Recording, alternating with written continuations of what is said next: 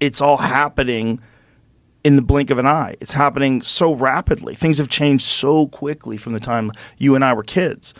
I mean, when you and I were kids, it was completely. Russia. Everybody was worried about going to war with Russia. Right. And then when the fall of the Soviet Union, there was just like, this calm that went through the whole country. The breath, yes. And I thought we were done. Yeah. I thought, we're done with all this. This is great. Yeah. We figured this out. Yeah. But no. Well, that's why I wonder where are the call for leaders? You know what I mean? Like where?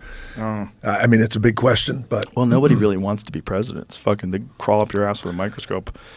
Dude, it's not fun.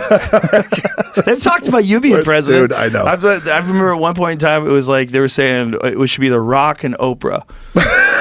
They should be president and vice president. Dude, so one of the parties came to visit me. Oh no! At the end of last year, asking for me to run. Oh Jesus Christ! I mean, it was for president. For president. Wow! It was first of all incredibly fucking surreal. Right. Because I was the guy, you know, who was wrestling in flea markets years ago, looking for free corn dogs and hot dogs and shit, selling my headshots for $5, trying to make money, and then all of a sudden I'm having that conversation. But no, it was just incredibly surreal and so wild, but also so incredible that they had all this data that they had said, if this happens, here's the result. And, wow! It was really fucking deep. And then I started to think again. Surreal, because that's never been my goal, right? I appreciate it, and I'm fucking honored, right? Because I'm like you in here, in our core, right? But it made me think it's either this is an incredible thing, and I got some pretty decent leadership skills, or things are so fucked up. They're turned into the pro wrestler movie star. They try to run the world, man. But who are those, leaders, whether president or not? But I wait for, as it relates to the conflict over there, like who's not necessarily step up, but just information. As you were talking about, we live in this time with incredible technology and communicate so fast, and you could be as open as your aperture stretches out to be, and you could get as much information as you can. So where are those people who are going to? They don't want to be president. They're running their own lives, and they're looking on the sideline and wishing that someone with real leadership skills and real wisdom and real empathy and a real moral compass, who's not governed entirely by money. Well, you just said it. I mean, those things, empathy. Yeah. Those kind of qualities, integrity. Yeah. But especially the empathy part. Yeah. And looking at everything as open. Yeah. But if you're a person that has empathy, how do you conduct a drone strike where you know that a certain amount of civilians 100% are going to die, but you know that a terrorist might be in this apartment building? How do you greenlight that? Because you kind of have to if you want to get rid of this terrorist. I mean, but we know the consequences of drone strikes. There's some insane number of people that are innocent civilians that get killed. It's hard.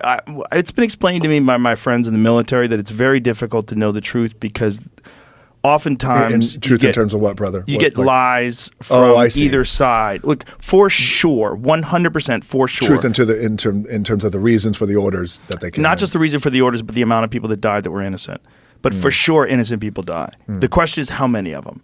When they say they bombed a wedding party, that's real. That's happened. Like thousands of people have died that way all over the world. Yeah. Whether it's in Yemen or wherever they're conducting bombing raids, there have been many people that have not been a target that were killed. Yeah.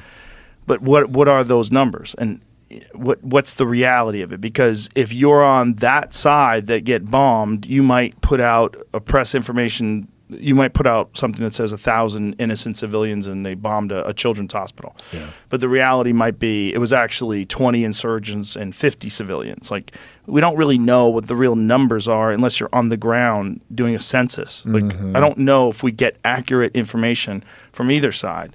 Yeah. But if you're a president, you have to deal with that horrible reality that if you do an action, if there's some sort of a military action that has to be taking place, particularly like a drone bombing in a civilian area, you're going to kill some innocent people. That is a crazy thing to have on your conscience if you have a moral compass. It's crazy.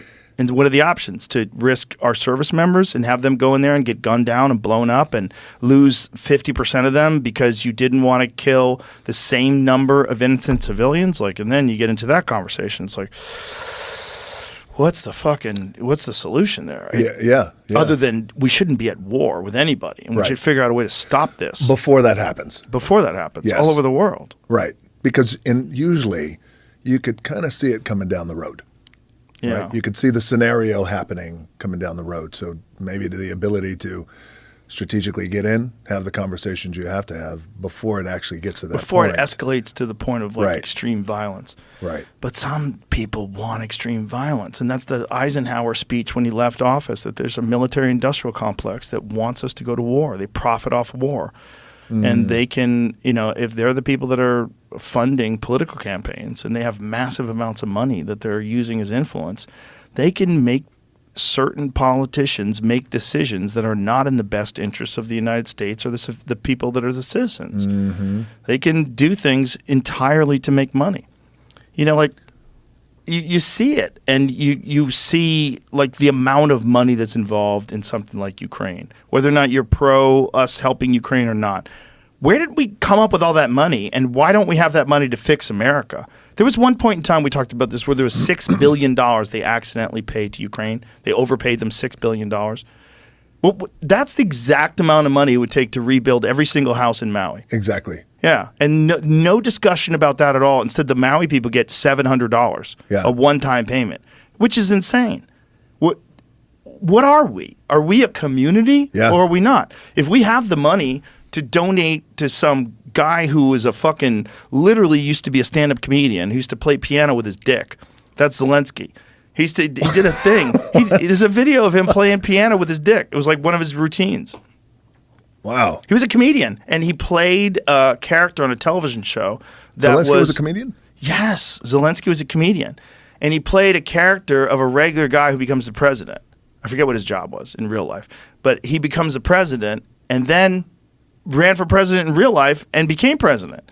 And we're just sending this guy billions and billions and billions of dollars. And some of it is just like, where is it all going? Like, do we have an accurate account of, like, who is anybody siphoning this? Like, we know that there's massive amounts of corruption all over the world when it comes to this kind of stuff.